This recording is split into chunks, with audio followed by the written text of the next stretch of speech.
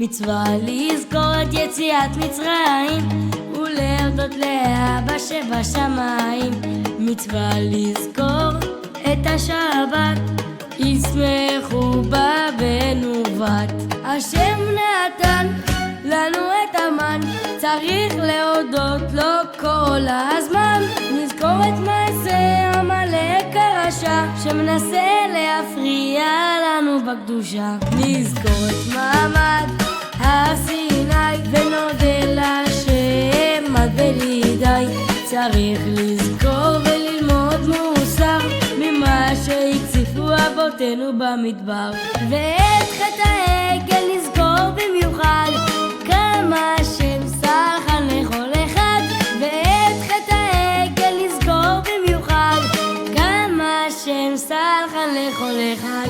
מה שיעצו בלק ובלעם לעשות לאבותינו, למען דעת כולם את צדקות השם אלוקינו.